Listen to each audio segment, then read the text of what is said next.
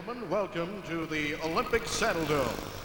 Tonight's Labatt Canada Cup is between Team Soviet and Team Sweden, as Labatt Breweries and Hockey Canada proudly present this 1987 Labatt Canada Cup. Here are the officials for tonight's game. The referee is Mike Noeth of the United States. The linesmen are Swede Knox of Canada and Randy Mitten, also of Canada. Ladies and gentlemen, introducing the lineups for tonight's game. First, the lineup for Team Soviet. Number 1, Sergei Milnikov. Number 2, Vyacheslav Fedosov. Number 3, Alexei Gusarov. Number 4, Igor Sternov. Number 5, Vasily Pervukin. Number 7, Alexei Kazatonov. Number 8, Yuri Kaimelev. Number 9, Vladimir Krutov. Number 11, Igor Larionov. Number 13, Valery Kamensky. Number 15, Andrei Komatov. Number 16, Sergei Svetlov. Number 20, Evgeny Beloshekin. Number 21, Sergei Nemchinov. Number 22, Sergei Pryakin. Number 23, Andrei Lomakin. Number 24, Sergei Makarov.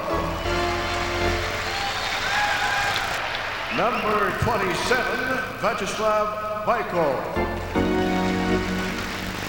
Number 29, Igor Kravchuk. And number 30, Anatoly Semenov. The head coach for Team Soviet, Viktor Tikhonov. And the assistant coaches, Vladimir Yurzovov and Igor Dmitriev. Now the lineup for Team Sweden.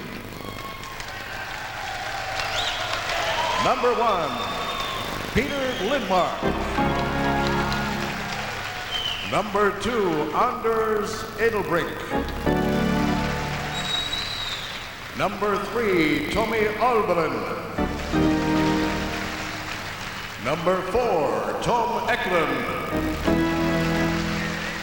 Number 6, Lars Karlsson. Number 8, Thomas Jonsson. Number 9, Thomas Rundqvist. Number 12, K.Андерссон. Number 15, K.Нильсson. Number 16, Ben Gustafsson. Number 17, Peter Sundström. Number 18, Jonas Bergqvist. Number 19, P.Андерсson. Number 20, Anders Karlsson. Number 22, Håkan Sodergren. Number 23, P.Эриксson. Number 24, Magnus Ruppe. Number 26, Max Naslund. Number 27, Michael Kelvin. And number 30, Anders Bergman. The general manager for Team Sweden, Ingvar Carlsson. The head coach, Tommy Sandlin. And the assistant coach, Kurt Lindström. Ladies and gentlemen, as is the custom in international hockey, the two captains, Vyacheslav Fedosov from Team Soviet and Ben Gustafsson, will now exchange gifts on behalf of their teams.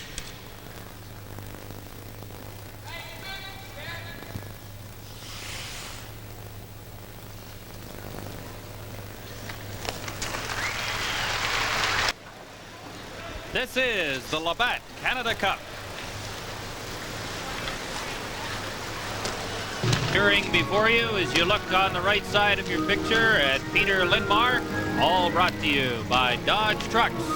Peter Lindmark, 31-year-old goalkeeper from Färjestad in the Swedish First Division, really has blossomed in the last 3 seasons of play for the Swedish national squad. Just 5 goals against in 3 games in Vienna, as his team won the World Hockey Championship for the first time in 25 years. He is really going to be a key in this hockey game, Gary, if the Swedes are to knock off the Soviets. No question, Peter. And one thing we'll watch at Lindmark, he has questioned the fact, why haven't I been given an opportunity in the National Hockey League? He obviously is hungry for that opportunity. And as you look at the Swedish lineup now against Evgeny Beloshekin, young 21-year-old goalkeeper from the Soviet Union, born in Sakhalin Island, which is north of Japan on the Soviet East Coast. He may be closer to the west coast of North America than he is to Moscow. But he is 21 years old, plays for the Red Army team in Moscow, and is the heir now to Vladislav Tretiak in the Soviet nets on the national squad. Played very, very well at Rendezvous 87 in Quebec City last February. Well, they seem to have found their man in Beloshekin. He is certainly a far cry improvement over Mishkin, who they were not happy with whatsoever. Tretiak, of course, retired and now doing consulting with hockey development in the Soviet Union.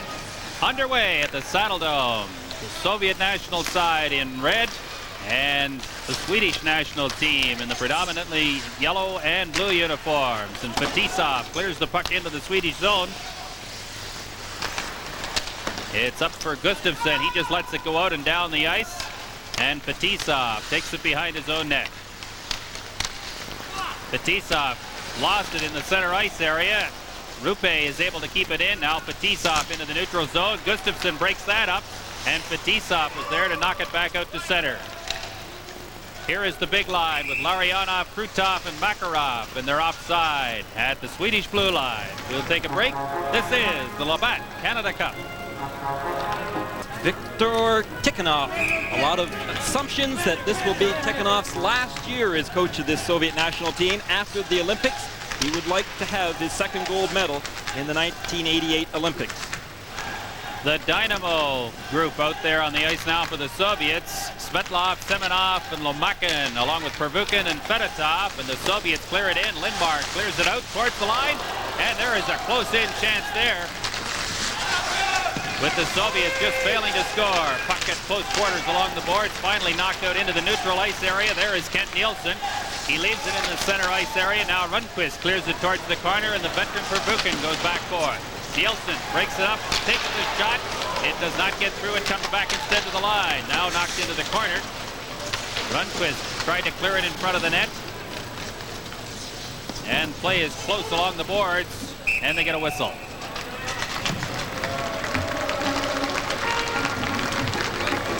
Tommy Sandlin, the Swedish coach, has done a marvelous job with this hockey club. They have, in May, won their first gold medal, world championship, I should say, in 25 years. And they did it with a very patient approach. They played a good, sound defensive game.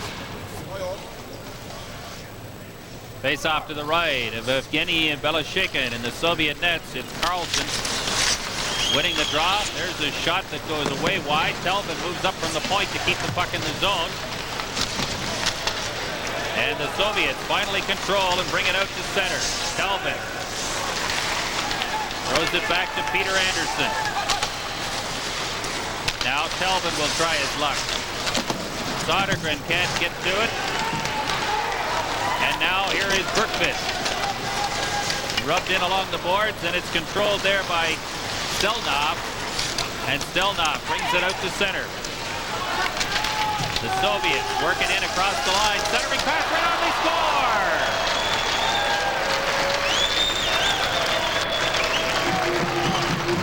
Pretty play, and Valeri Kaminsky, who put on such a great show at Rendezvous with 3 goals against the NHL All-Stars last February, gives the Soviets the lead.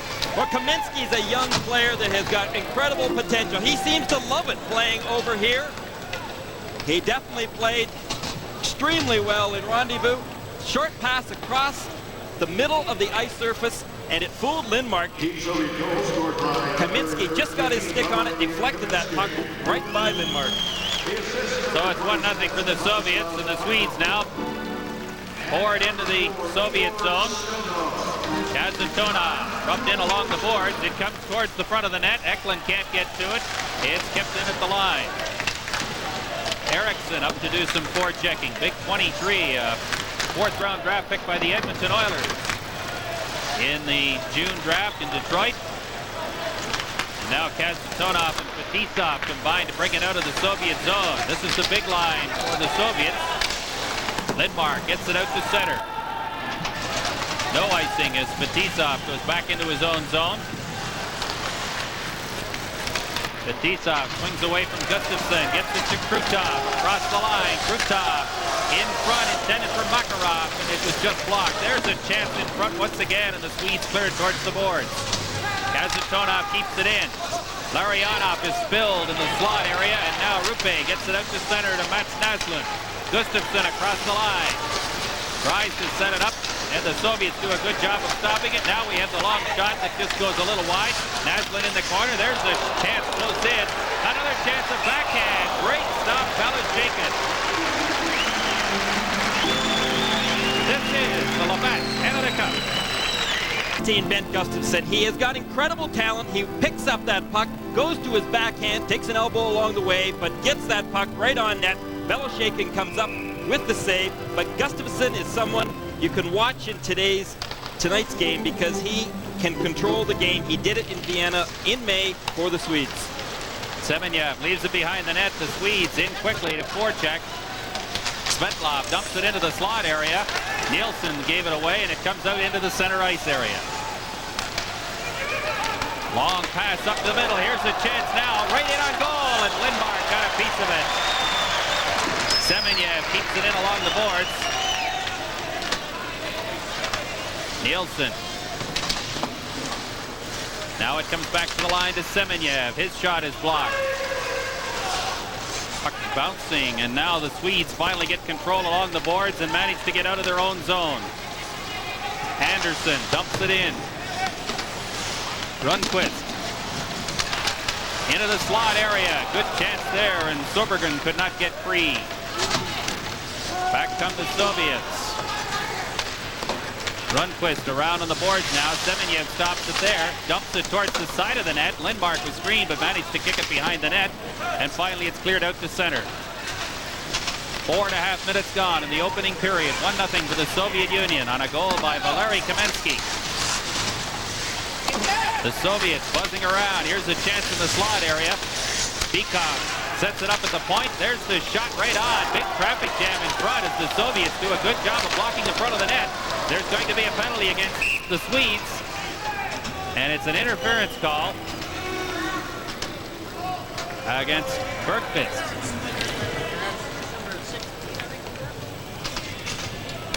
So that comes at 4:53. Well, the Swedes having difficulty in front of their own net. Lindmark is way out of the net, trying to cut down the angle, but watch. That's where the interference came, right there from behind. The Swedes felt under a lot of pressure, Peter, because the Soviets were coming at them, loose pucks. They were having difficulty clearing the front of the net.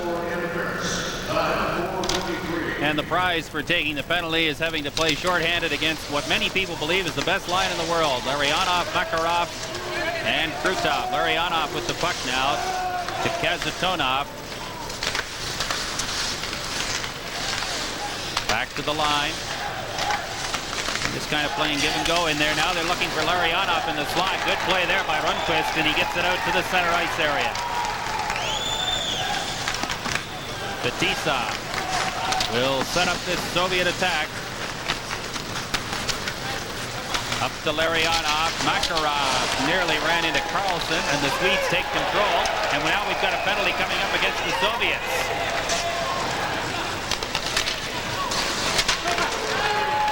Up quickly to Naslund. Lindmark on the bench for an extra attacker, and the Soviets break it up at their own line. And we have a Soviet penalty for interference.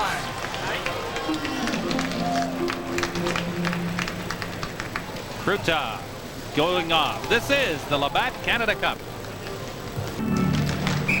1-0 for the Soviet Union over Sweden in the first period of this Canada Cup 87 hockey game from the Olympic Saddle Dome in Calgary. Both teams five-a-side now. Krutov in the penalty box for interference at 5:42. Michael Telvin sets it up in the corner to Naslund. Back out to the line to Telvin. Long shot right on, they score! I believe it was Naslund coming across in front of that net that tipped that puck. Telvin definitely with a good shot from the point. Ties his hockey game up.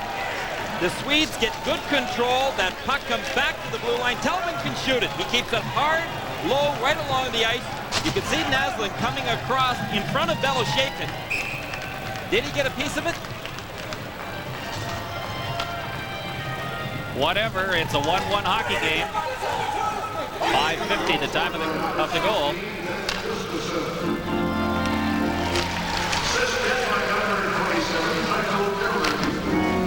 Well, they apparently have given that goal to Gustafsson, who was in the slot, so it must have hit Gustafsson first. Naslund did not get a piece of it. He definitely was screening Beloshakin, but the puck did not hit him. Instead, Gustafsson tying this hockey game up. Kravchuk cleared it into the line. It comes right back out again to Stelnov. And the Soviets now clear it back into the Swedish zone. Eldebrink around for Albelin into the center ice area to Rundqvist. Sweden buzzing around. That goal's giving them some confidence. Here's a chance right on, they score!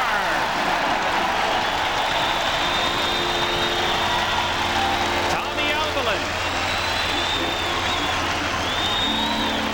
Well, if you're a Quebec Nordique fan, this may be a sign of the future. Tommy Albelin has signed with the Quebec Nordiques, and there you could see some of his great puck handling abilities. He just stole that puck away from Beloshakin, made one quick move to his left and put it right behind him, giving the Swedes the lead. And Peter, you had said it, after Gustafsson's goal, the Swedes showed some amazing confidence all of a sudden, started attacking. So it's 2-1 now for the Swedes. Now here's a giveaway right in front of the net. There's a shot right on it, went off a skate and over to the boards. And the Swedes are able to control it briefly. Anders Karlsson works his way slowly out of his own zone. Bergqvist is loose in the center ice area. The pass goes instead to Sodergren. There's a shot right on, and Beloshakin grabs it and covers up for a face-off. Well, interesting. The Swedes are going down the corridors. They're using the boards area in order to get into the Soviets' end zone.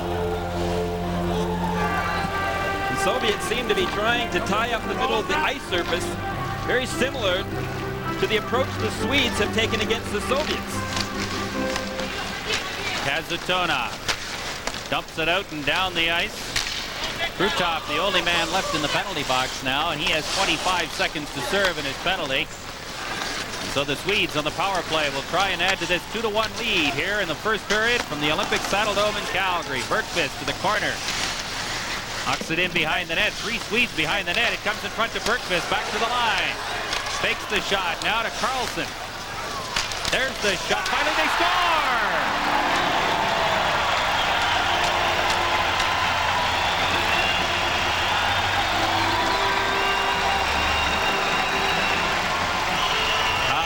Play goal for the Swedes at 7:37.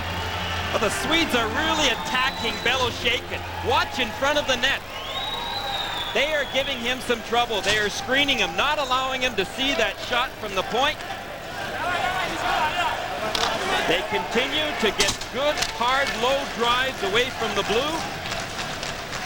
And an excellent screen job in front. Makarov circling in front of Belashekin, having a little trouble controlling the puck. Throws it back now to Gusarov.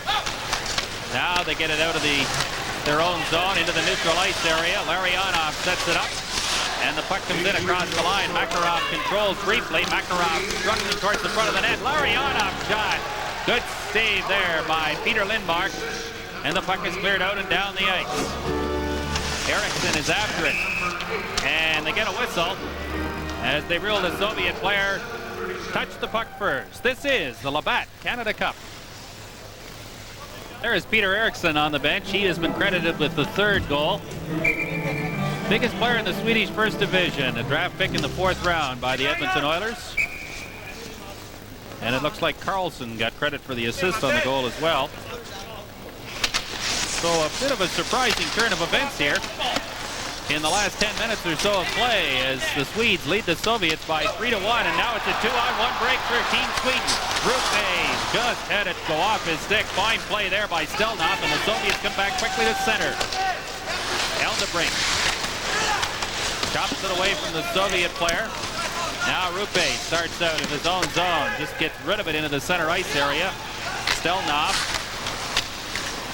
Kamensky lost it.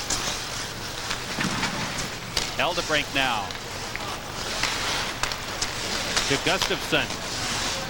Rupe run in on the board. Gustafsson trying to dig the puck free. And finally the Soviets are able to control it. Khmelev to Kazatonov. Soviets getting fresh troops on the ice before they start this rush. Kazatonov, the veteran player from Red Army. Leaves it now to Semenyev. He goes down and loses it in the zone. Nilsson tried to get it out towards the line. It's broken up there. Now here's a chance for the Soviets right on. And that puck just missed Peter Lindmark. And finally it's controlled once again in the corner by the Soviets.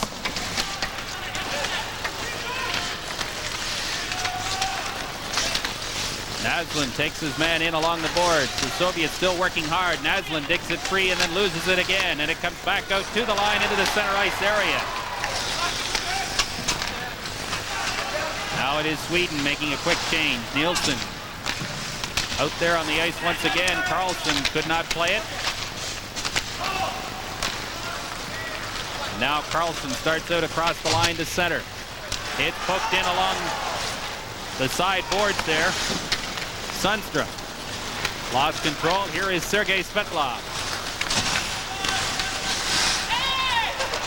Svetlov lost control. Semenyev picks it up.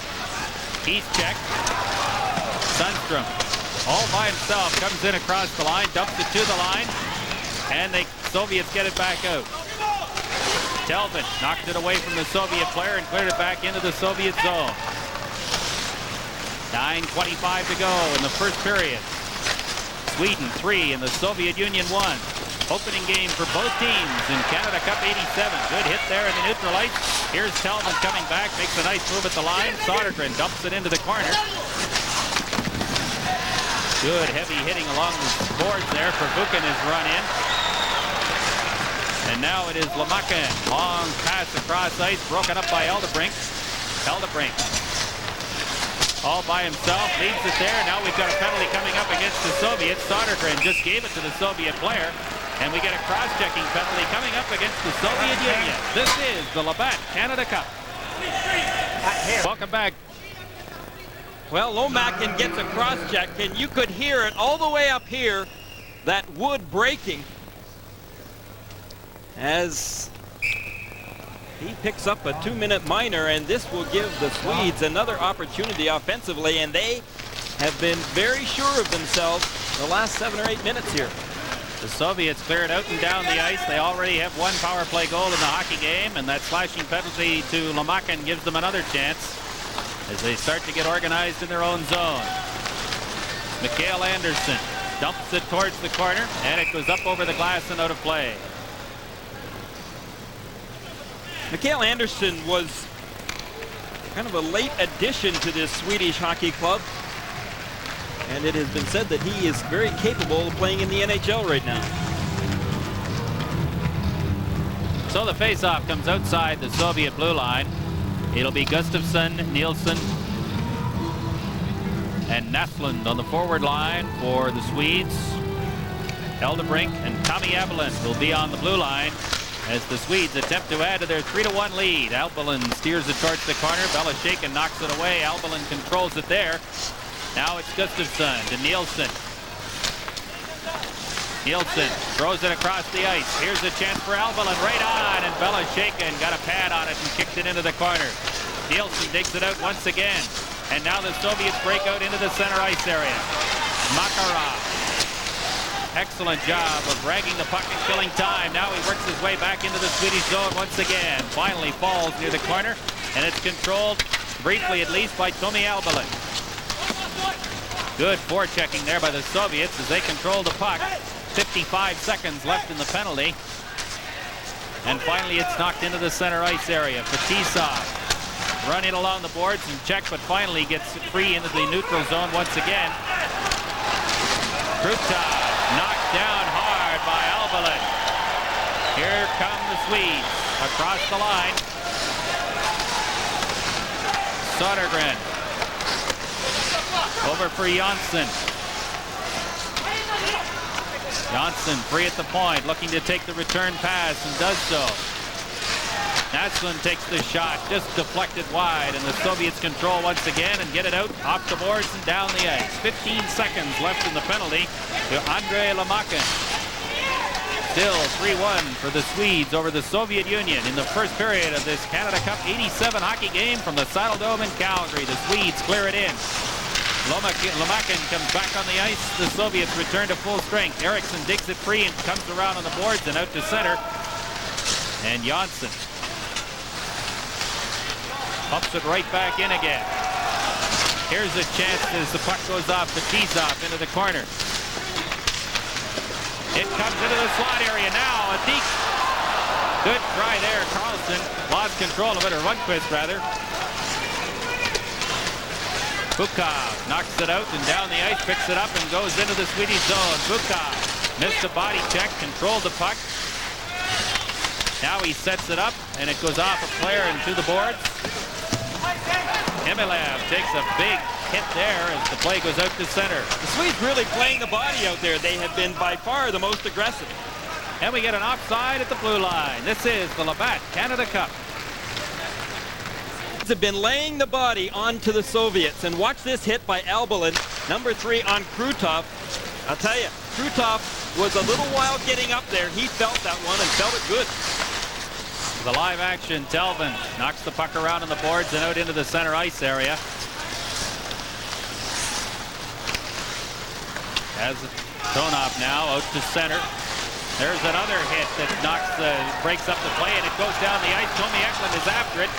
Controlled briefly, is hauled down. No penalty on the play. Telvin moved up and then had to come back and play some defense as the Soviets break quickly into the center ice area.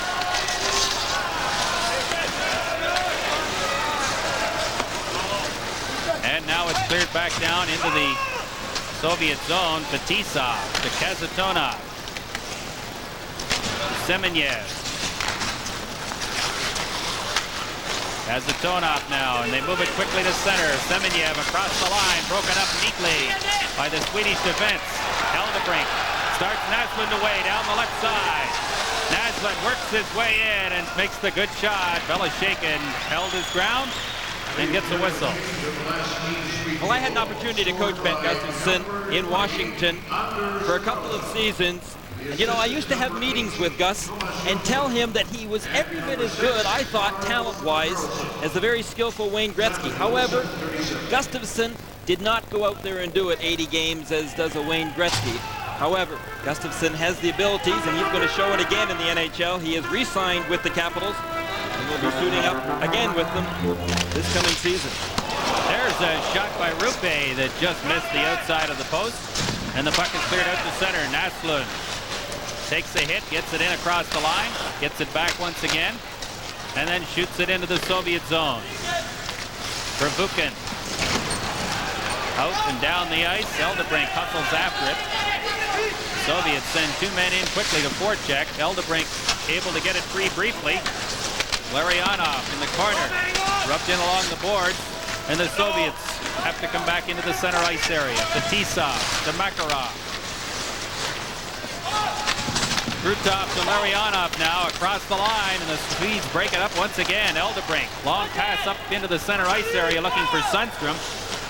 And it goes down into the Soviet zone. Down to 4:05 to play in period 1. It is the Swedes 3 and the Soviets 1. K.Nilsson along the board. I don't understand the Soviets right now, Peter. They're standing around a great deal. That is not the type of tempo that they had this morning at practice. They were just flying. They're doing a lot of standing still out there in their own zone right now.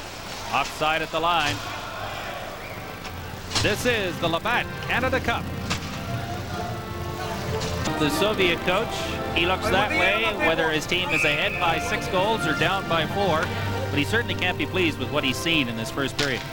No, we sure can't be. I sat right at ice level this morning, Peter, in their pregame practice and watched them go at it out there. And I'll tell you, they were just flying. I figured that they would be ready to come out of the gate tonight and just demolish these Swedes, but such has not been the case. Lindbar came out of the net to clear the puck and nearly had it go into the net off a collision of 4 or 5 people in front. It's behind the net. The Soviets buzzing around. Finally, the check is made. And the puck is cleared out to Fetisov at center.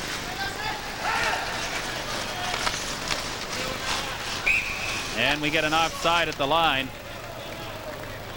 Once again, the Swedes are clogging up that middle ice area between the Blues. That's what they did so successfully last May in Vienna in the World Championships against the Soviets. They only got a tie out of that game. However, they played well defensively. They made sure they took away the middle ice area. Mr. Fetisov is one of the great players ever to come out of the Soviet Union. He's really struggled a little bit the last 2 or 3 years. He has not played quite as well as he did in the early years of his career with the national team, although he set some pretty high standards of play with his play the first 2 or 3 years that he was on the national squad. Play at close quarters in the corner. Eldebrink controls now for Sweden. Shoots it out and down the ice. They were looking there for Andersson, and Belashekin cleared it off the boards. It comes into the slot. Eriksson backhanded it towards the corner. Eriksson knocks it down. Keeps it in at the line. And now the Soviets are able to control. Now we've got another penalty coming up here in just a moment. And I think it's against Т.Эклунд of Sweden. A tripping call. And that'll be at 17:29.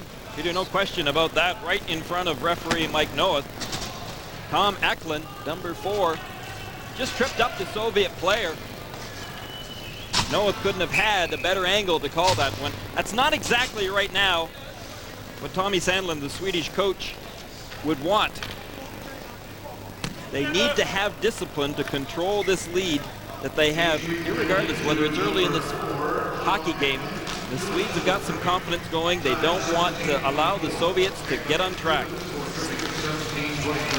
Semenyev up across the line. Now here's the chance for Svetlov.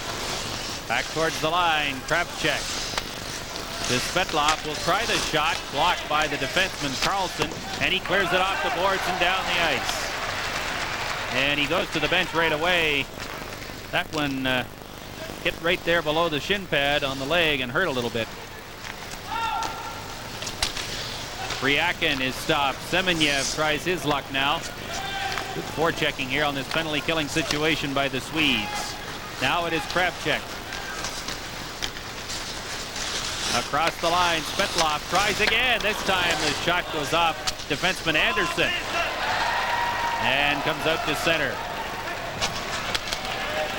Kravchuk trying to get to the bench, had to instead go back into his own zone for the puck. Now he'll come off as the Soviets control in the center ice area. Svetlov. They really have had trouble breaking through this Swedish defense on the power play. It comes back now towards the blue line. The Soviets buzzing around. Kravchuk left it in the corner. Kazatonov leaves it there. Now he takes it at the line. Krutov sets it up, takes the shot. Lindbar scrambled over and pushed it out of the far side. And it's cleared out and down the ice. by Peter Sundström. 25 seconds left in the penalty to Thomas Tä.Eklund. 3-1, the Soviets lead, the Swedes lead, I beg your pardon. Makarov across the line. Sundström broke that up. Fetisov works his way to the line. Now here's the chance for the Soviets. Larionov and Lindmark came out and took the angle away, and the Swedes clear it out and down the ice. Boy, talk about a goaltender following through on that angle. Lindmark just followed him all the way through to the corner. Makarov to Kamensky has the lone Soviet goal to this point in the hockey game. Run in along the boards. Albalin drops it back to Anders Eldebrink. Eldebrink left it behind his own net to Sodergren.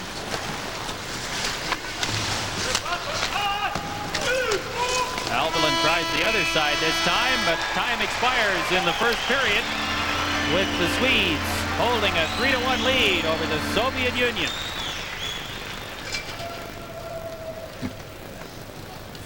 This is the Labatt Canada Cup.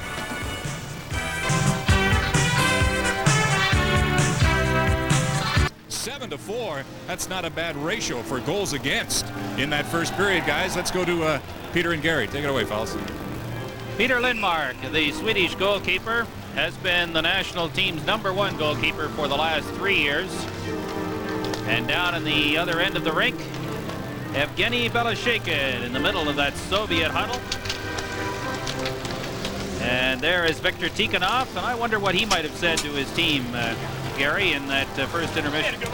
Well, Peter, you and I wouldn't have been able to understand it anyway, but I'm sure that he was pretty upset with his hockey club. Whether or not he showed that emotion in the dressing room, one concern he might have, and that's Beloshekin. Remember, at the start of the game, I had mentioned that Igor Dmitriev, the assistant coach you saw just there in your screen, had told me that Beloshekin has a tendency to get down on himself after he has a couple of goals scored against him. Very much unlike Tretiak, who, if he had a goal scored against him, would get even madder and would tend to shut out the opposition. Beloshekin tends to be a little shaky. So we'll see what these two teams are made of as play begins here in period 2. Fetisov controls to start play. Makarov lost it. Gustafsson dumps it back to the line to Eldebrink.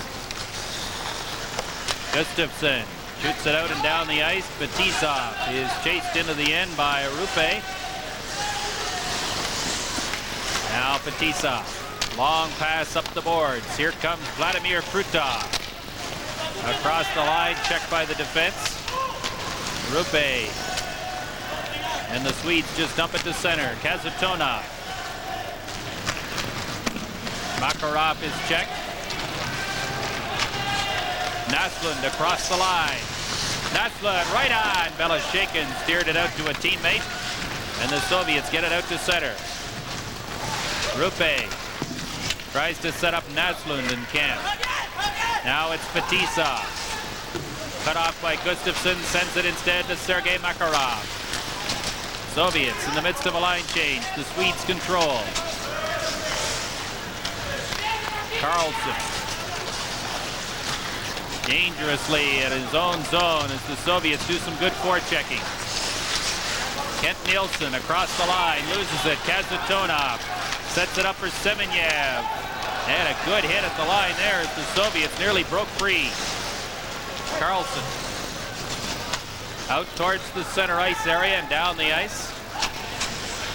Gusarov off the boards, left there for Lomakin. Now it is Andersson taking his man out of the play. Delvin along the boards. Lindqvist can't get free. Semenyev back in the corner against Delvin. And now the Soviets come out towards the side of the net, and Lindqvist comes back and makes the check. Lindqvist out to center. Looking in the slot area, Nilsson nearly got free. The Soviets instead have a 2-on-1 break. And a good play there by Andersson to knock the puck over the boards. This is the Labatt Canada Cup.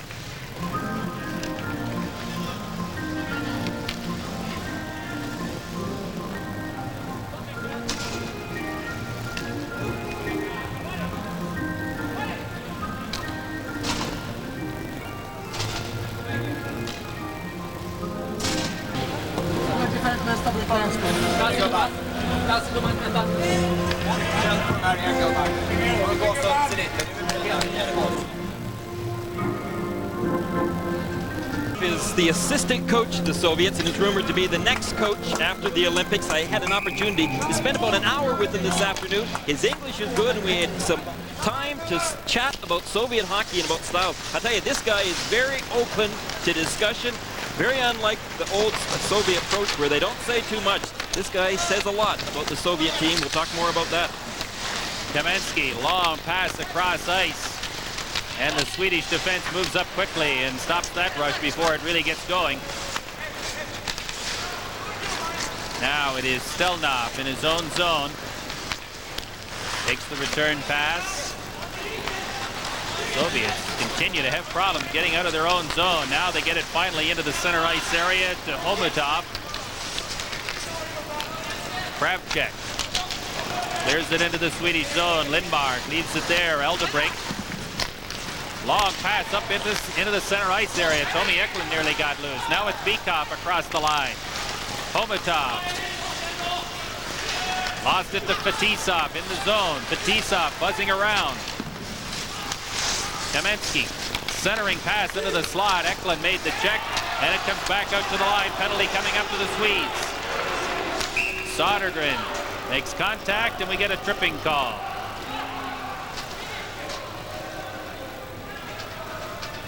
At 3:19. Tripping. Number 4? 4 for tripping. And it's Thomas Eklund getting the penalty. Eklund was arguing it, but I don't think it's going to do him much good. Vyacheslav Fetisov, 13 goals and 20 assists for Red Army last year. Hard to believe he's 29 now. Doesn't seem possible that he's been around the national team program for the last 9 years. Seemed like just yesterday he was playing for their World Junior team, Gary. Well, a former Montreal Canadian draft pick. I'm sure the Canadians would love to have had him in their lineup. And that, who knows, may not be too far off in the future, as a lot of rumbling still going on in this country as the fact that we may see Soviet players in the National Hockey League in the years to come. Meanwhile, Eklund is in the penalty box. Tripping was the call. That's Eklund's second tripping penalty in this game. Tommy Sandlin won't be too pleased with Mr. Eklund. Fetisov stopped in the center ice area. Gustafsson cleared it back towards the Soviet line.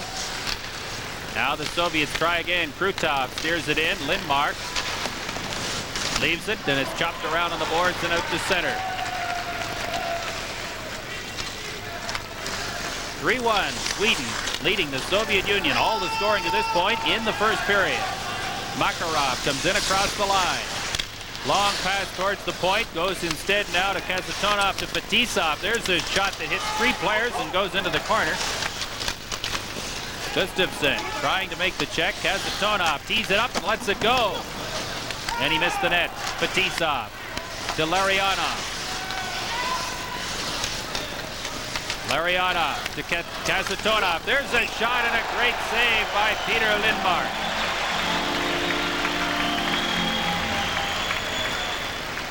Now the Soviets are moving that puck around, but they did not take advantage of shooting away from the point. They're trying to move that puck into the middle ice area. They want to get in perfect positioning. There you can see that great shot and the excellent save by Lindmark. They were trying to get into that slot area where they have a much better opportunity to score. That is typical Soviet style. However, Fetisov, who has an excellent shot from the point, I'd really like to see him use it a little bit more. Still 53 seconds remaining in Eklund's penalty. And the face-off to the right of Peter Lindmark in the Swedish zone. It is Sundström against Krutov on the face-off.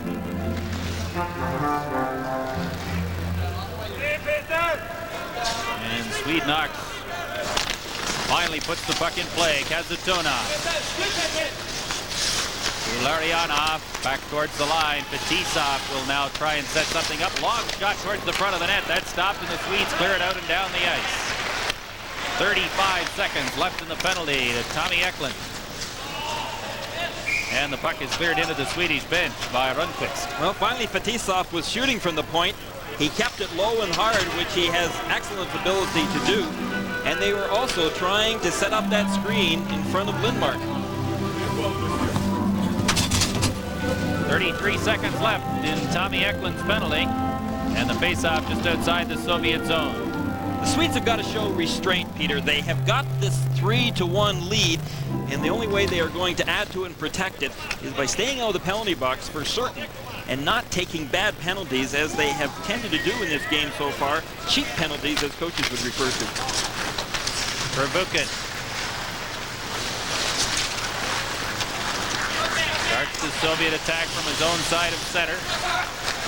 Dumps it in towards the line. The Soviets are able to break free as Sundstrom missed it. Now it's in the corner. To the line. Verbuchen's shot is tipped into the corner. P. Andersson cleared it off the boards, and it's out and down the ice.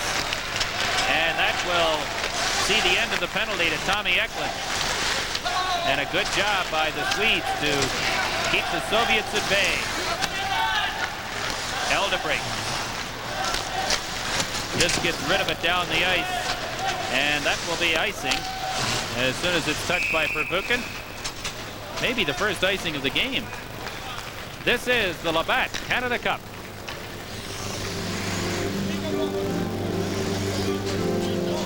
Checking start to this second period of play. Only a couple of shots on goal, one by each team so far, and we've played 5 minutes and 34 seconds in period 2. It is Sweden 3 and the Soviet Union 1. Opening game for both teams in Canada Cup 87 from Calgary. Andersson pumps it around and out. It went off a Soviet player, so there'll be no icing. And now the Swedes move up and nearly forced a turnover, and then failed to pick up the loose puck as it comes out to Albalin. Eldebring. Long pass up the boards now to Gustafsson, or to Rundqvist rather. There's a shot that's blocked by the defense, and the puck comes back out to center. Semenyev works his way in across the line. There's a shot that just missed the net. And it's cleared out again into the Soviet zone. Fresh troops out over the boards for the Swedes. Semenyev did not take the pass. The puck goes to the corner and behind the net. And the Soviets now are starting to attack a little bit more effectively than they have been since early in the first period. Lemakin missed a body check, but Eriksson breaks up the pass and goes to center. Gustafsson's long shot steered into the corner. Eriksson off the skate of referee Mike Noah.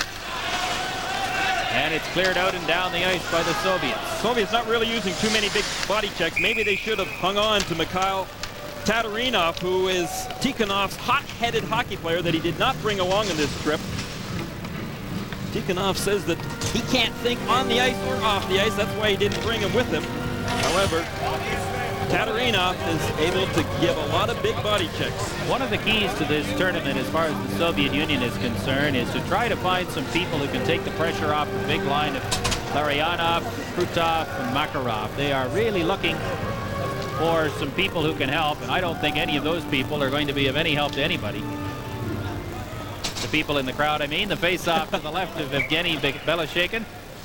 That was the Jim Van Horn fan club there, and I thought I recognized him. Without question, Peter, as Dimitrov had said today, they have got to get production out of that big unit of theirs. It's really not happening.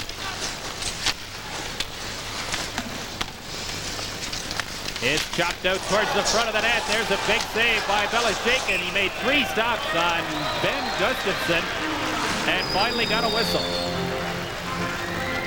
Well, the Swedes were banging away in front of Beloshekin. Now put yourself in Beloshekin's position right now. Those pucks are coming at you. He's giving up the rebounds, and at the same time his defense are not clearing the Swedes out of the front of the net area, and as a result they continue to get scoring opportunities. However, Beloshekin very much at fault at giving up those big rebounds, especially on shots that close in. He should have smothered them. Randy Mitten conducting a clinic on face-offs for the benefit of Gustafsson and Bukov. Rupe missed the free puck in the slot area, and now it's cleared out into the center ice area to Kamensky. Kamensky works his way away from Telvin. Then Telvin got the loose puck. Knocked down. Here come the Soviets. Homutov run in along the boards effectively by P. Andersson. Gustafsson takes his man down. Telvin moves in to make a check. Hard work along the boards by both teams. Now it comes back towards the line. Naslund missed it. Here's the chance right in the slot area. Big shot, big save by Peter Lindmark. And Ruppe controls and starts out of the zone. Excellent goalkeeping by Peter Lindmark. Ruppe missed the chance. Good sliding play there by Gustafsson. Now 4 of them break in across the line. Kasatonov shot went into the corner. Naslund run in along the boards. And we get a whistle. This is the Labatt Canada Cup 87. The Swedes' number 19, P. Andersson, has blocked a lot of shots in the game, but boy, this isn't one of them. He really has made a fool out of there. He went down, committed himself a long time in advance. Watch how long. Count them. The Soviets, Fetisov, just had an excellent opportunity to walk right in, clear open ice, and get a good shot away. Good scoring opportunity for the Soviets. Bad move by P. Andersson. It comes back to the line. Gusarov keeps it in briefly. Now the Swedes bring it out. Sundström up to Eldebrink. Eldebrink's shot goes up into the crowd. The other thing I noticed about that play is that Lindmark did not stay back in the net. He came out like an NHL-style goaltender and challenged the shooter, and for that time, it worked for him. Well, Lindmark is the type of goaltender that really plays his angles. Ben Gustafsson was telling me today that this guy is a very intelligent goaltender. He's good with the puck, and he kind of hangs on that crossbar. He doesn't venture too far out of the crease, just sticks to playing goal. Verbuchen around on the boards for Gusarov. He missed the check. Nilsson can't get free. Krutov moved up. Sundström now in the corner. Works against Larionov. Nilsson to Sundström. Nilsson again. Tough play along the boards, both teams. Nilsson struggles to break it free, and finally the Soviets get it free briefly. Sundström hangs onto a stick. Rundqvist is checked. And the puck goes behind the net. Gusarov up along the boards, and finally Larionov in his own zone breaks out to center. Larionov across the line. Gusarov goes in too far, leaves it in the slot area. Now here come the Swedes back. 3 Soviets caught inside the line, but Nilsson will have to stop. No help coming, and he just dumps it into the corner. Makarov works out to center. Shoots it into the zone. Eldebrink. Up to Naslund. To K.Karlsson. It's steered towards the corner. Sodergren is after it there. And it's taken finally by the Soviets out into the center ice area. 2-on-2 break. And help comes back in the form of L.Kарлsson. And the Swedes clear it out to center. 10:15 to play in the second period. Sweden 3 and the Soviet Union 1. Rundqvist works towards the corner. Now here's a man in position to take the pass. Rundqvist towards the side of the net. A big pile-up. Beloshakin freezes it, and we have a hooking call coming up against the Soviet Union. This is the Labatt Canada Cup 87.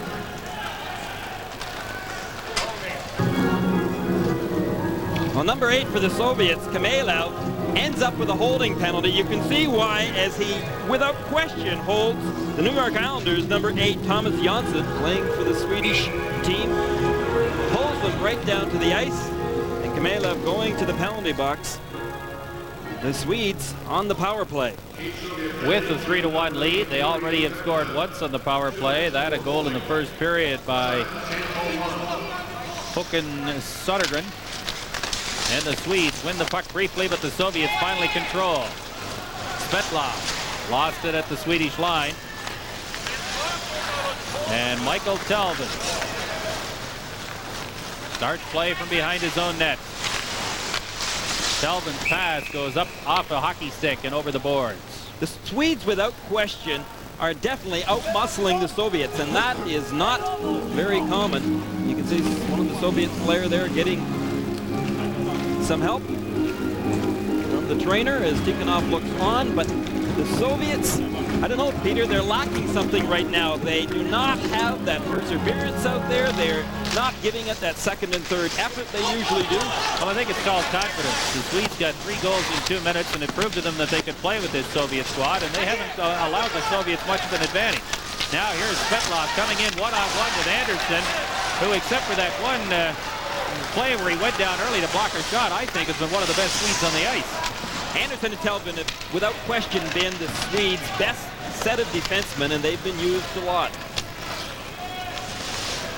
A minute 10 to go in the penalty to Khmelev of the Soviet Union. Now here comes Team Sweden across the line, and the Soviet Union breaks that up and clears it out and down the ice.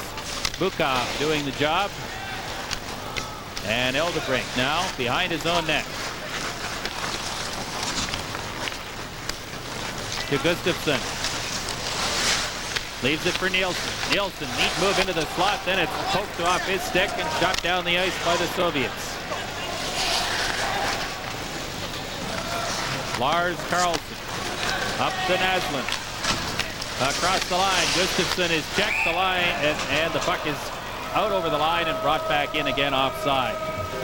The Soviets now very content just to lay back and try to kill this penalty with a lot of discipline. They're not really attacking. They are setting up that box once the puck enters the Soviet end zone.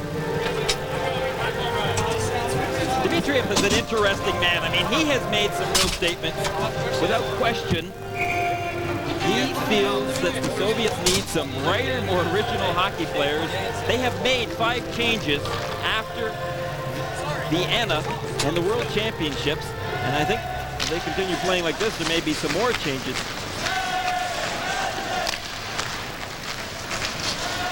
The Swedes control the puck in the center ice area. Still 20 seconds left in the Swedish power play. Karlsson is stopped.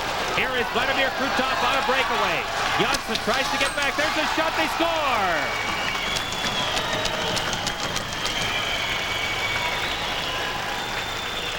With 12 seconds left in the penalty to Khmelev, Krutov scores the goal. Well, this is a bad goal given up by the Swedes, who are out there on the power play. Krutov just walks in. That puck was rolling on Krutov. Now watch the way, however, that he handles it. You can see that it's on the roll. He is able to get it down just in time to go up and over Lindmark. Lindmark committed himself very soon. Play just underway at the Olympic Saddle Dome in Calgary. It is Team Sweden 3 and the Soviet Union 2 on a short-handed goal by Vladimir Krutov, who just took a hit and has gone quickly to the bench in some difficulty. Now the Soviets playing perhaps with a little bit more confidence now as a result of getting that short-handed goal. Gustafsson gets it to Eklund. He gets it into the Soviet zone. Batista, long pass up towards the center ice area, broken up by the Swedes. Makarov up quickly to Khmelev. Gustafsson breaks that up and dumps it out and down the ice. Batista with 6 minutes and 55 seconds to go in the second period. Gustafsson broke up the pass, steered it into the slot, and Nilsson could not get free, and neither could Magnus Rupe.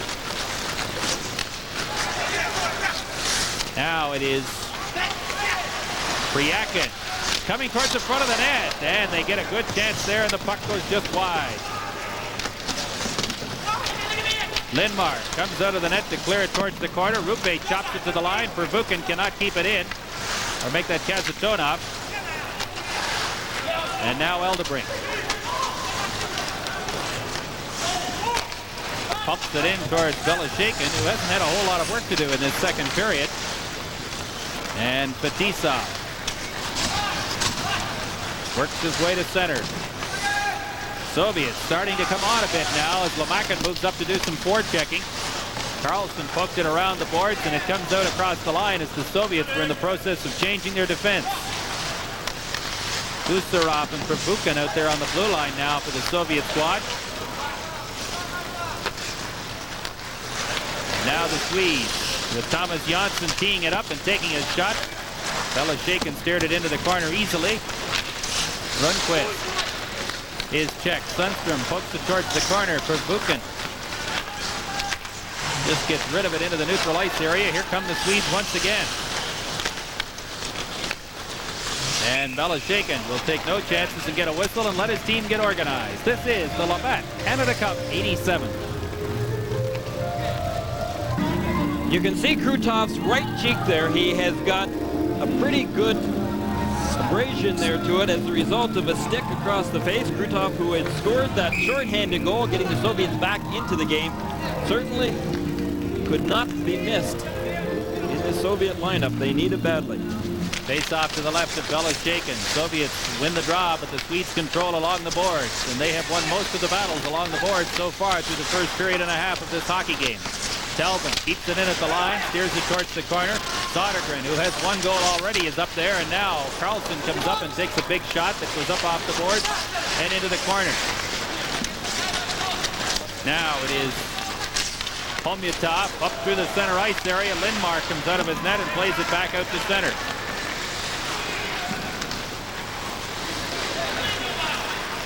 Homyatov across the line, works into the slot. Now he gets a free chance right in off the scoreboard, or off the crossbar, and they roll the puck across the line.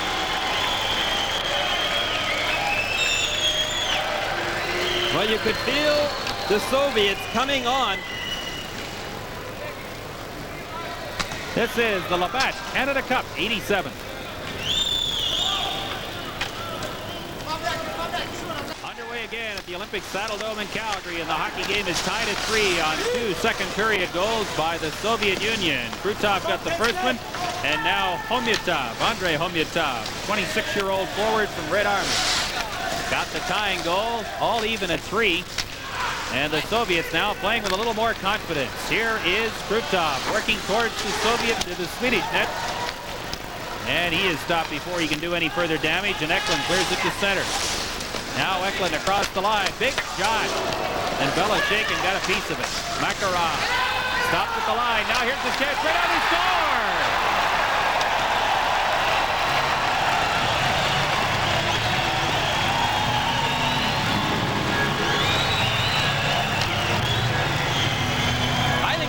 Was offside, Peter, because way over on the left-hand side, there was definitely a Swedish player who was unseen out there by the officials that was still in the Soviets' end zone. Now, I don't know if they're going to be able to see it from this angle, but see whether or not that puck went out. And when it did, it was carried back in with a Swedish player still offside. Well, Thomas Jönsson got the goal on a terrific slap shot, and it took less than a minute for the Swedes to regain the lead, and it's a 4-3 hockey game now for Sweden with 3.5 minutes to go in the second period. Thomas Jönsson got the goal. Rupe works his way to the corner, run in heavily. This time he lost the battle with Gustafsson, and Gustafsson takes a heavy hit along the boards from Gustafsson, and Rupe is down behind the net.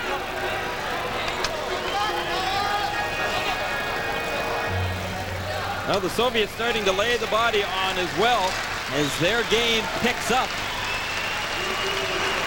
Magnus Rupe is a Philadelphia Flyer draft pick. He will be going to the Flyers camp in a couple of weeks right after Canada Cup. And here's the hit. Cross check maybe? Well, he was taken into the boards pretty heavily there by number 3, Gusarov. Rupe is a player described by his teammates as a typical Philadelphia-style player. Works in the corners, is tough. We'll see him this year in the Flyers uniform when the season begins. Omakin got free in the center ice area briefly. Now Semenyev pokes it towards the line. And the play is cleared out to center. Michael Telvin leaves it for Sundstrom. Now the Soviets establish control once again. Semenyev couldn't get the loose puck. The Swedes cross the line. And the Soviets control again. Krukov gets a free trip down along the boards. And then threw it back out to the center ice area. Semenyev works across the line against Andersson. Has him beat. Andersson nearly dragged him down, and Mike Noack decided that there was no penalty. A little bit of holding going on out there by both hockey teams. 4 players go to the boards behind the net. Nilsson digs it free briefly. Now the Soviets control and start out of their own zone. Semenyev across the line. And the puck is cleared out towards the center ice area. Batista. Now it is Komyatov. Dumping it into the Swedish zone. Anders Eldebrink gets away from Kaminsky. And the Swedes start out to center. Қ.Арлссон shovels it into the Soviet zone. Kazatonov. Down to 1:45 to go in the second period. Belosheikin leaves it behind the net.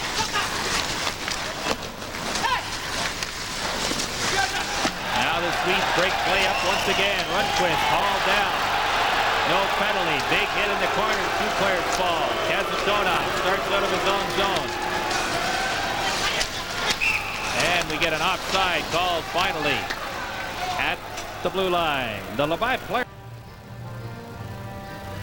It's Sweden 4, the Soviets 3, with 1 minute and 17 seconds to play in the second period from the Olympic Saddle Dome in Calgary. First game of the Canada Cup 87 tournament. Starting to see a little bit more of the Soviet style of play. When they have the puck, they're all on offense, and when they don't have the puck, they're all on defense. That is the Soviet style of play. Қ.Арлsson threw it back into his own zone. Қ.Арлsson. Ripped wide for Albalin. It comes out as far as center. And it's finally stopped at the line by Gusarov. Krutov. Long cross-ice pass. Good pass right on the stick of the Soviet player, but it's steered down to Lindmark in the Swedish net. Now the Swedes start back. It comes towards the line to Қ.Арлsson. Kept in at the line. Rupe and М.Андерсson run in along the boards. J.Onsson keeps it in, shovels it behind the net. Belosheikin around on the boards. Andersson now throws it right back in the corner again. Қ.Арлsson is after it. And it comes out finally to the line. Gustafsson just off the bench, kept it in briefly. Now the Soviets break out to center. Komyatov into the slot area, and it comes out towards the line. Good play there by the Swedes in the right play position to intercept that pass in the slot. J.Onsson to Қ.Арлsson. He's checked. J.Onsson moves back to help out, throws it into the corner. Makarov is there, but the period ends. Well, Lindmark still comes out of this period with a lead. However, the Soviets in the latter part of that second period definitely started putting more pressure on him. Meanwhile, Belosheikin at the other end zone, well, he's kind of put things back together again in this second period. I still think that last goal by the Swedes was offside. Offside or not, it does count. It is Sweden 4 and the Soviet Union 3. And this is the Levac Canada Cup 87. To Calgary, let's take a look at the second period scoring summary brought to you by Dodge Trucks. The Soviets, Vladimir Krutov with the first unassisted goal of the game in the period at 11:49. It was a shorthanded marker, made it 3-2. Soviets from Andrei Komyatov tied it with another unassisted goal at 15:14. And then Lars Қ.Арлsson made it 4-3 for the Swedes. Another unassisted goal at 16:09 gave Sweden a 4-3 lead. In shots on goal in that period, Sweden over the Soviets by a 9-5. And Evgeny Belosheikin, 21-year-old national team goalkeeper, is collecting himself and getting ready for this third period of play. It is Sweden 4 and the Soviet 3, and there have not been very many shots on goal. Sweden has 16 and the Soviets have just 9 through 40 minutes.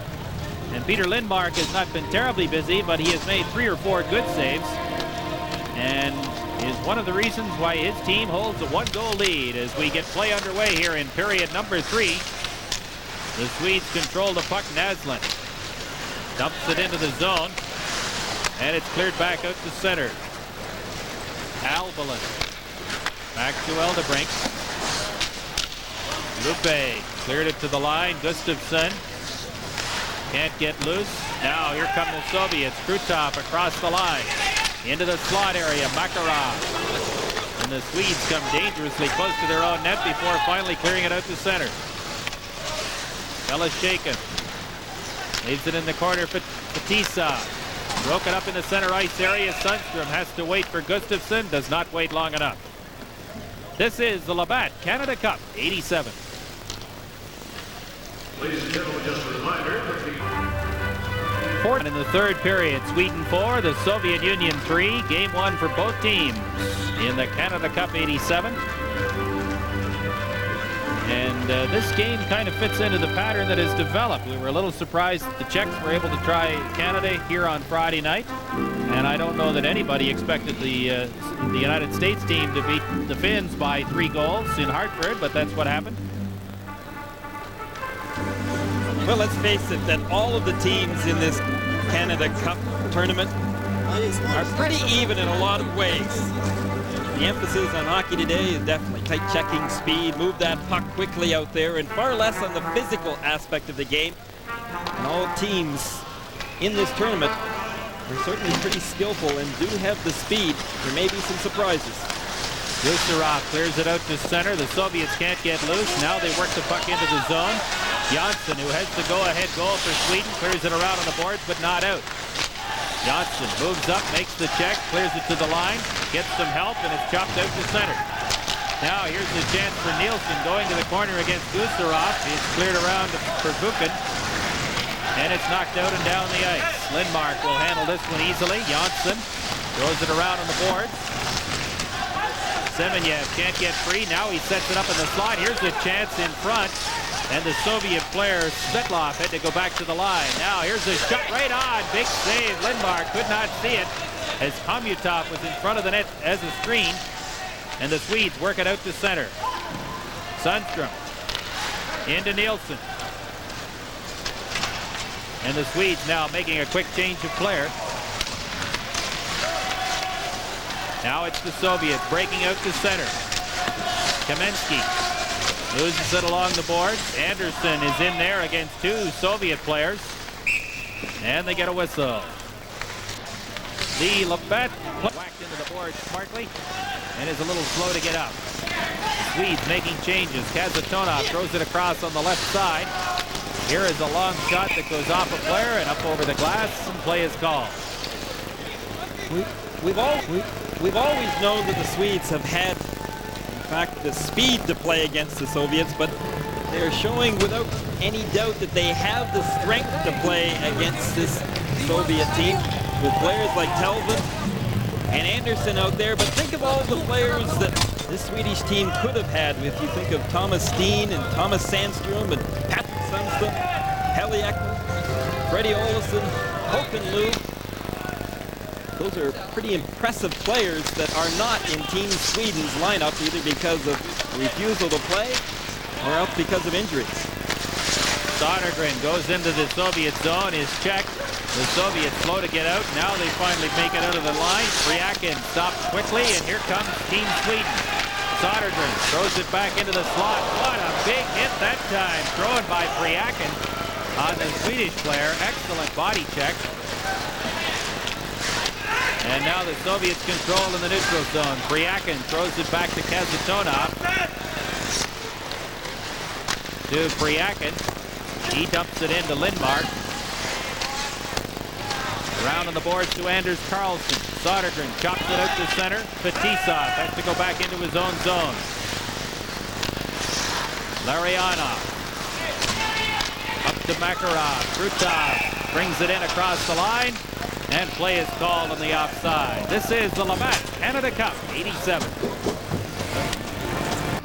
All of a sudden, the Soviets have started laying the body out. Sergei Nemchinov just lays that shoulder into Jonas Bergqvist, number 18 for the Swedes. And I'll tell you, as you can see, Bergqvist there getting his win. He came to the bench in a turtle position. He was having a very difficult time getting his win. Does that mean he came to the bench slowly? Slowly and his nose touching the ice. Sweden dumps it out towards the line. Naslund is all by himself. Help is coming, but it may not get there in time. Now Rupe right in. What a save, Belashekin. Great pass by Naslund to set up that play, and Rupe was robbed by Belashekin. Makarov buzzing around now in the corner, gets it to Fetisov. Swedes move up to make some checks. Gustafsson fights off a defender, loses it though, and here come the Soviets. Naslund now up to Bernqvist into the slot area. Gustafsson takes it away from the Soviet player who's lost his stick, and now here come the Soviets back. Makarov across the line. He's in 2-on-1. Here's the chance. Right on. Big save and no goal. Lindmark stopped the first one, and then the net went off the moorings. And Makarov argued. Well, they don't count when the net goes off of its moorings. And that's exactly what happened here. The Swedish defense once again committed themselves way early. Look at the time right here the Soviets had. You could see that the Swedish defenseman helped that net come off a little bit easier as he pushed the Soviet player right into it. Number 24, Rupe, just took him right into it. You could see the goal being waved off. Fetisov argues to no avail. He goes over and has a quick word with Viktor Tikhonov, and meanwhile on the bench, Tommy Sandlin, the Swedish coach, is saying, guys, we cannot commit on this Soviet squad before they make a play. So the Swedes dodge a bullet. They still lead it 4-3. And I think it was Fetisov who was in there close and tried to take the net off its moorings and had a little help from one of the Swedish players.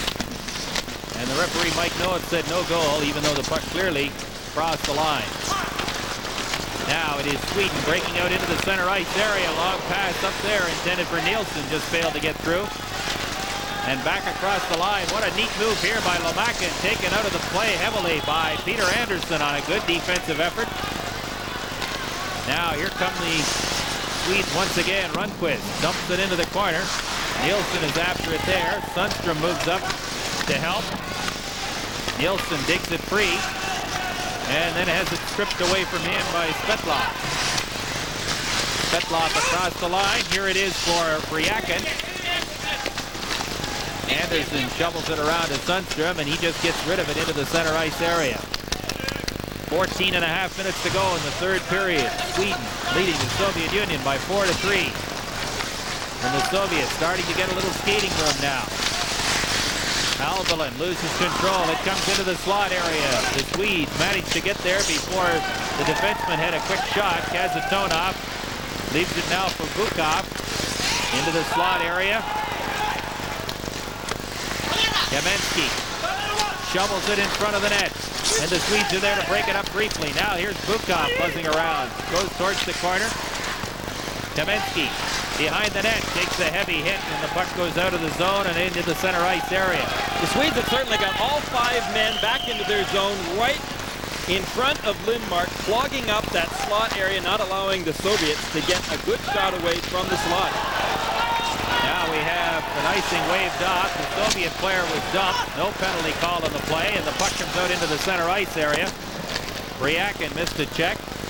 It's cleared up over 2 lines, and so we have an offside call. This is the Labatt Canada Cup 87. 13.5 minutes to go in period number 3. It is Sweden 4, the Soviet Union 3. At the Canada Cup 87 hockey tournament from the Olympic Saddledome in Calgary. Delighted you could be with us for the opening game for these 2 teams in this year's tournament. Eriksson fights off a check and then lost control of it, knocked a man down, fell himself, and the Soviets take charge. Here's Bryakin breaking towards the net. That's cleared away by Andersson. Controlled now by the Soviet player Bryakin once again. He's been a pretty effective forward for the Soviets in this third period. And the Swedes clear it down the ice and will take an icing call to get reorganized. Bryakin's got the size too, 6'2", 180 pounds, only 23 years of age, to be dangerous in front of that net area. He's got lots of reach out there. One of the things we haven't talked about is the fact that Dmitriev is the coach of the wings of the Soviet in the Soviet First Division. The national team coach, I think by tradition, has been a coach of the Red Army team as well. But it looks like maybe some of these wings players, like Fryakin, may see a little more service if, as the rumors suggest, Dmitriev takes over from Tikhonov as the head coach. In any event, Fryakin deserves playing time on the basis of what he showed us here, especially in the third period, where he's been an effective physical forward for the Soviet side. Face-off to the left of Peter Lindmark, down to 12:57 to play in the third period. And again, Swede Knox conducts the face-off clinic.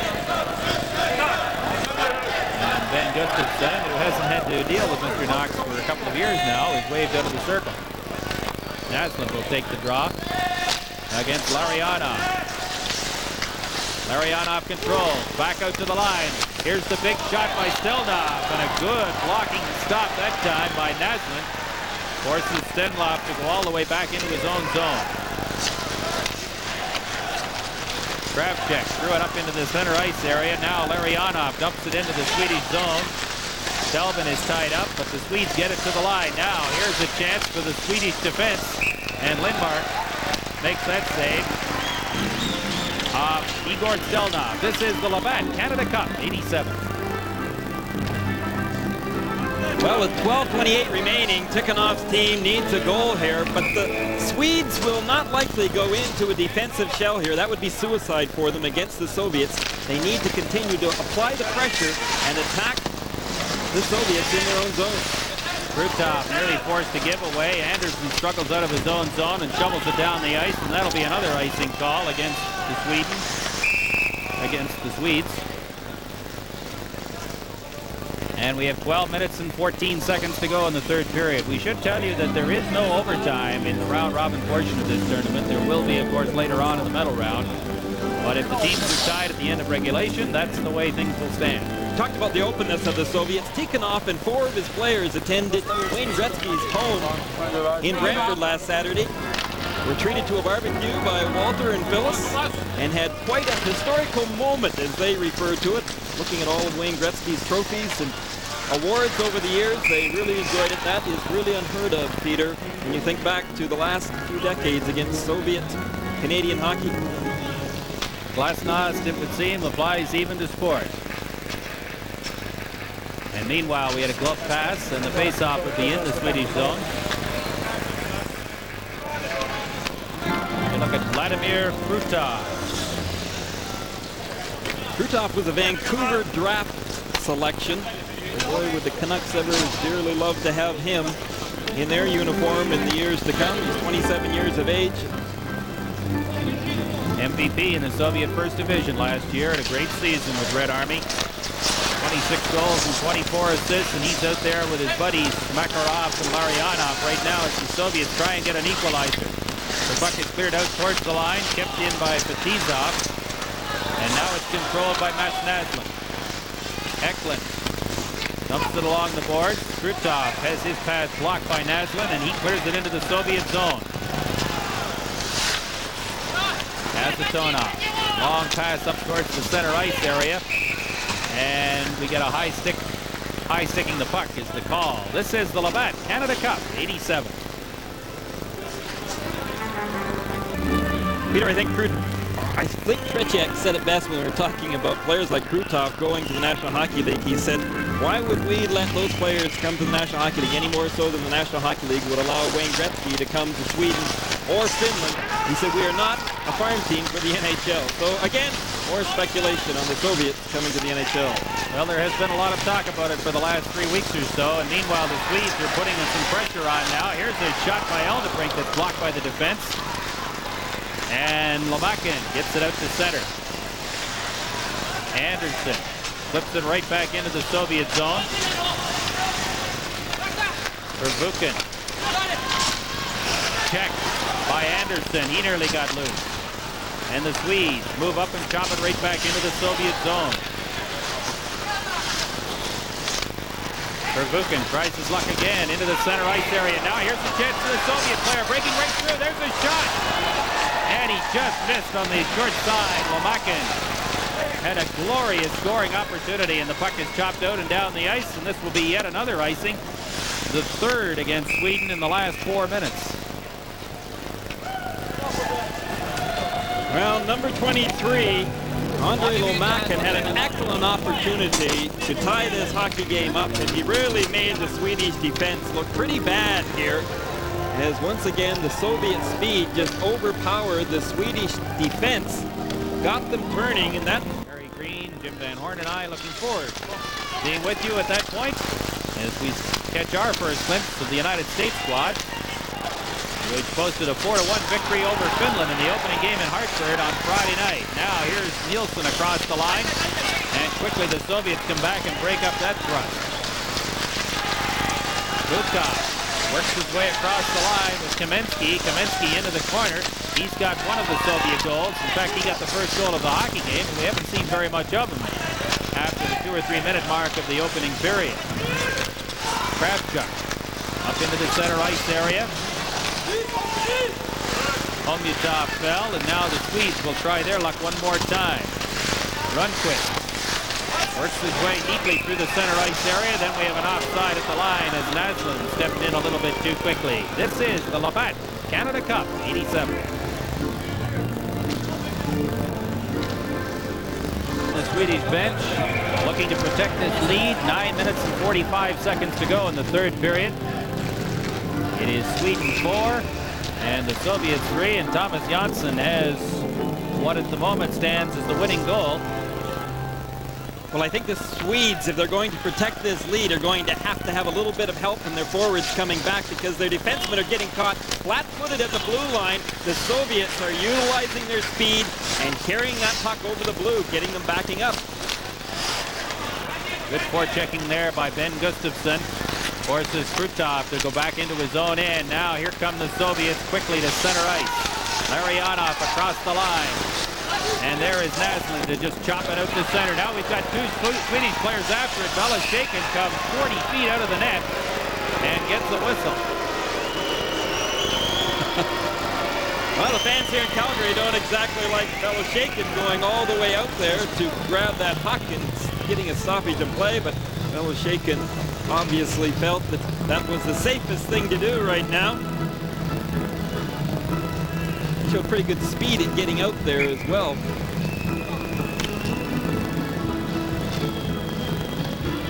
As the Swedes enter the zone, Gustafsson was a little shocked to see Belashakin almost all the way out to the blue line and smothering that puck.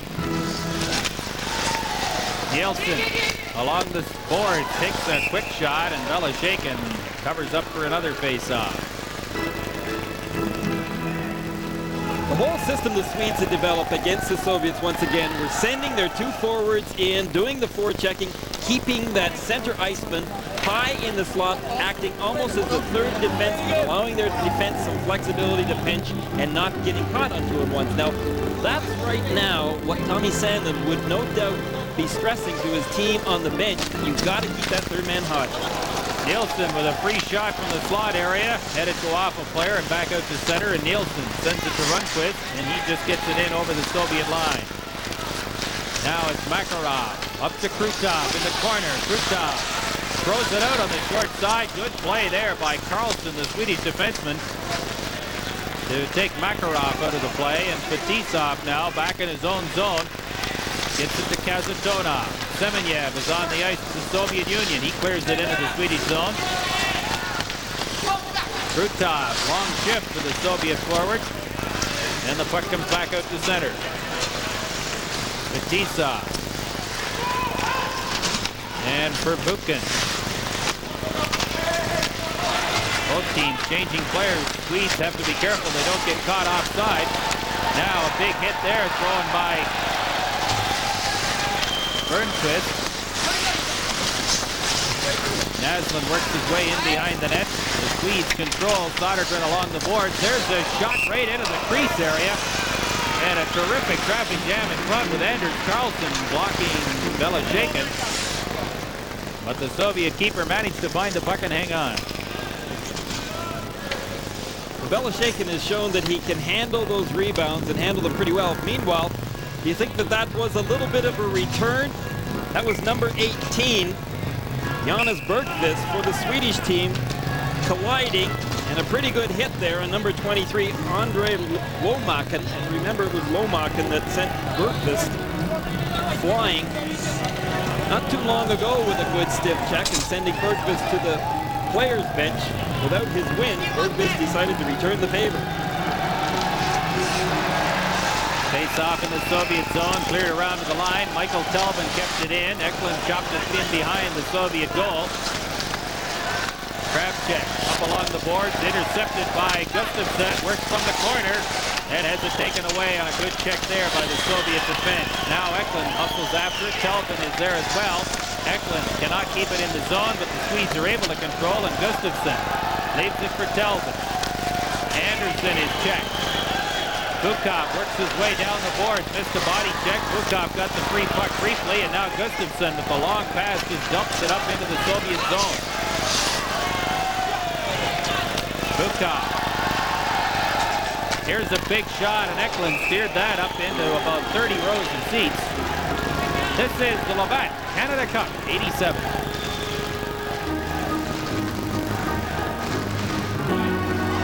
Sweden came to Canada Cup this year determined to show everyone that last year's World Championships were no fluke. They were for real. So far they're doing that, Peter. Well, they've done a good job, but they still have 7 minutes and 10 seconds to deal with the Soviet Union. And the Soviets don't need very much time. Now Nilsson steals the puck. Has a man free, elects to shoot, missed by 4 feet, and the puck comes out to center. Eldebrink clears it back in. Belashekin leaves it behind the net. Fetisov now. Works over the zone to Larionov in the center ice area. Across the line, Makarov tries to center it. Larionov once again tries to shovel it in front. Albrecht. Now here's a chance right in front once again as the Soviets jam the net. Larionov loose in the slot, takes a hit. Now he goes to the corner. Makarov is after it there. 3 Swedes converge on him, and it comes back outside the line. Well, the Swedes are giving the Soviets the perimeters. They're just standing there as though they were killing a penalty in the box. With a lot of discipline, they're taking away that center ice slot area, not allowing the Soviets to walk in. So if they're going to shoot, they're going to have to shoot from a bad scoring position. Good hustling effort coming back there by Naslund and Gustafsson, and the puck goes over the boards into the Swedish bench. And there is Benny. He'll be with the Washington Capitals again this fall, and I know David Boyle and Brian Murray are going to be happy about that. I'll tell you, Gustafsson has put on a lot of strength. He's not a small man by any stretch of the imagination. He's 6 foot, about 182 pounds. However, he has gotten a lot more muscular in the upper body, and that may have been the result of some weight training this past year in a much lighter Swedish schedule. Face off in the neutral zone outside the Swedish blue line, controlled by Sweden. K.Karlsson knocks it off the boards and down the ice. K.Karlsson moves up to do some forechecking. Kucherov got it out across the line.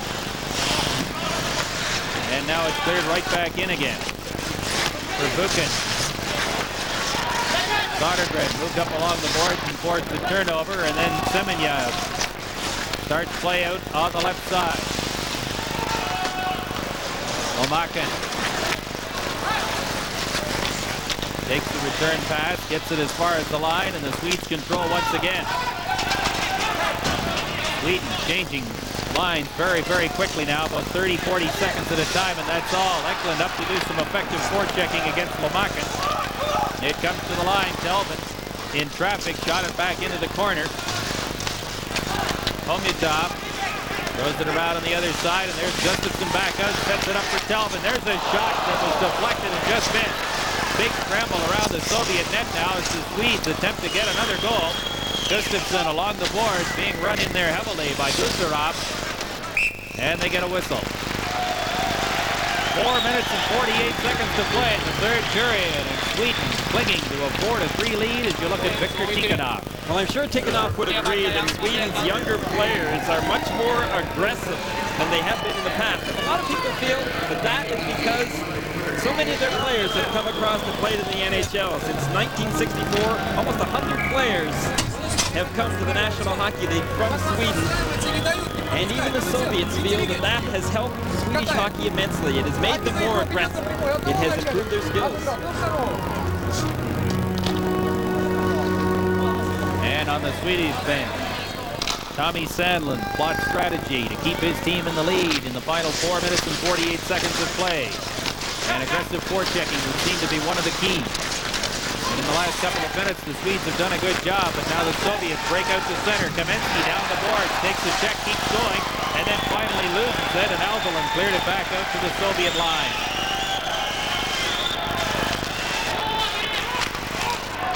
Nilsson, steal. Sundstrom is bodied along the boards by Bukov. Stenlund is knocked down. And now Bukov comes back, gets the loose puck. Sundstrom steps in front of that pass. And now it'll be Alvelin trying his luck. Now Alvelin gets Bukov gets away from him, takes a shot towards the front of the net. Lindmark juggled it and held on for a face-off. Well, this is when it really gets tight. Less than 4 minutes to go right now. We will see who wants it more out there. The Soviets definitely trying to get some room inside the Sweden end zone. You know, one of the things, Gary, is that the Soviets for years had perhaps the most explosive offensive hockey club in the world. With the possible exception of the Oilers, the Soviets were just unbelievable. It forced everybody playing them to concentrate on ways of slowing them down. And now the Soviets are having trouble adjusting, because once you stop that free flow attack, the Soviets don't seem to have been able to come up with another game plan to work really effectively. Well, they've relied so heavily the last few years, especially on Krutov, Larionov, and Makarov, that they have taken charge of the scoring opportunities and the goals when they needed them. Now teams can key in on them a little bit more, and they're not producing the way that they used to. Still, great hockey players, though. Lindmark makes the save easily, has the puck on his stick and plays it off the boards and out to center ice. And now Eklund leaves it there. Here's a chance right on Naslund, set it up in front. And the Swedes nearly had their 5th goal. A tremendous rush down the side by Mats Naslund. And now the Soviets come back out to center. Makarov works his way in across the line, goes in behind the net, throws it into the slot area, it comes right in front, and now the Swedes manage to clear it back. Karlsson up to center, missed everybody. It was down the ice, and it'll be an icing call against the Swedes with 3:08 to go here in the 3rd period. You know, the other feature that stands out about this game, just 34 shots on goal, 19 for Sweden, 15 for the Soviets. Well, the Swedes had an excellent opportunity here to put this game away. Watch Mats Naslund with that great speed just works his way in on the backhand. Great pass right across the net. Belashikhin was going out for the pass. Looked as though he almost lost his balance to a certain extent, but he did the splits and then fell forward. That pass did not connect. Great move by Naslund, though, and that tremendous speed going down that right side. Selvin shovels it around on the boards, is chopped to the line, and the Swedes work at the center. Sodergren runs his man in on the boards, and now Vasily Pervukin was back to take the loose puck away from Belashikhin. Garasov shoots it down the ice, and we get an icing call this time against the Soviets. And some good work there to impede the progress of the Soviet forward towards the net. Work done by Anders Karlsson, 20, Swedish team. Karlsson was running that interference on number 23, Lomakin, making it very difficult for Lomakin to be able to get into the Swedish zone. Running the interference, holding them up. Good defensive moves by the Swedes.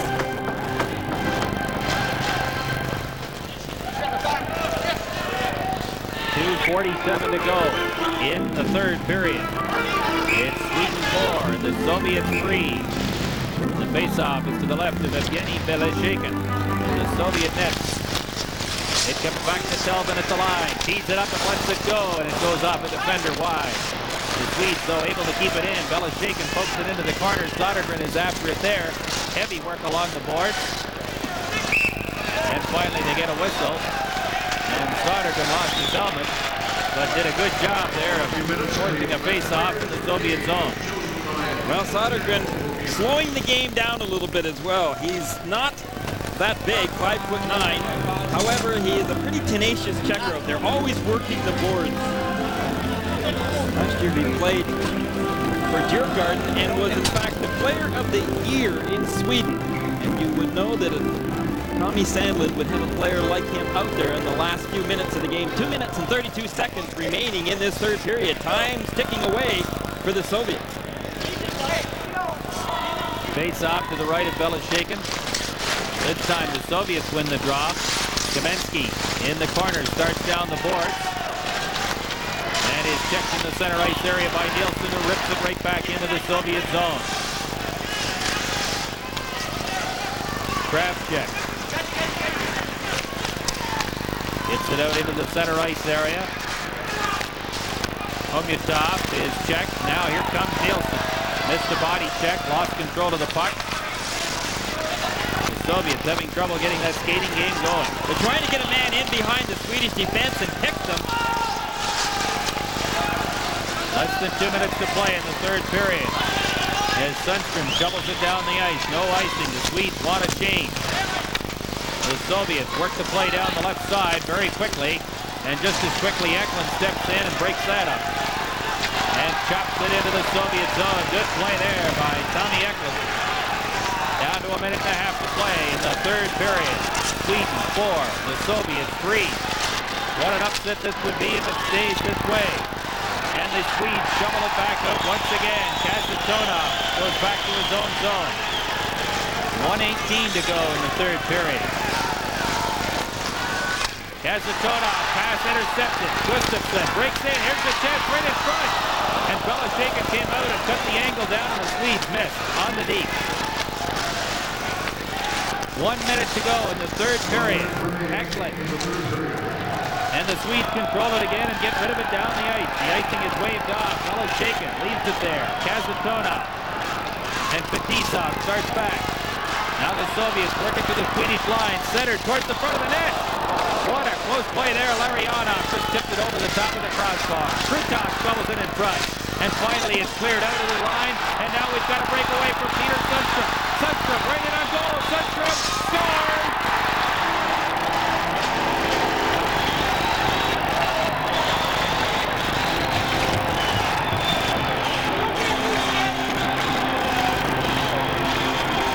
Well, that puts the game away for the Swedes. Peter Sundström on a breakaway after a close opportunity by the Soviets. The puck comes up to the neutralized area. Peter Sundström takes it from behind, and then in he goes all alone. He's got his head up. He makes the little move, just hangs onto that puck and goes way upstairs with it. Belosheikin beaten cleanly. Peter Sundström ices the cake for the Swedes. 19:29, the time of the goal by Peter Sundström. And the Soviet bench looks on, disappointed with his effort, no doubt. And down 5-3 on the scoreboard. Now the Soviets break in, and Gustafsson chopped that puck out of across the line. And here's Naslund hustling after it against Verbuchen. Naslund circles, dumps it towards the corner. 12 seconds left in the third period. Sweden is going to win a game that many never thought that Sweden would be able to win. Gustafsson breaks the play up in the zone, flips it towards Belosheikin, and it's all over. J.Yonsson and Peter Lidmark and the rest of the Swedish players with a 5-3 victory over the Soviet Union. Well, Viktor Tikhonov taking a few notes right now. It will have to be for the next game because this one is already put away. The winning goal.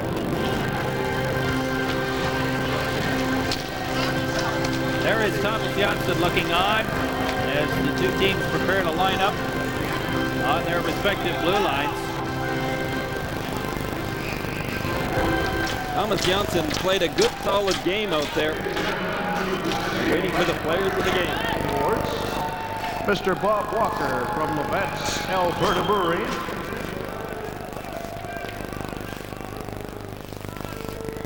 and Mr. Brad Watson, District Sales Manager of Canon.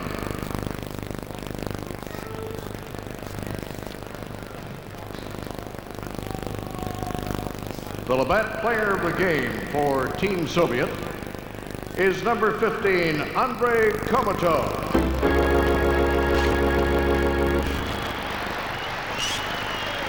Andrei Komatov will receive a set of Olympic coins courtesy of Canadian Tire.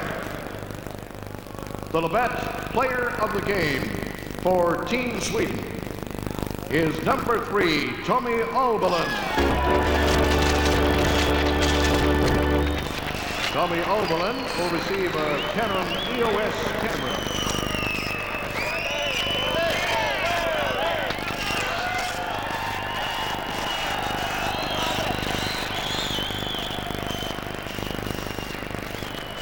So a very happy Swedish side shakes hands with a disappointed Soviet side.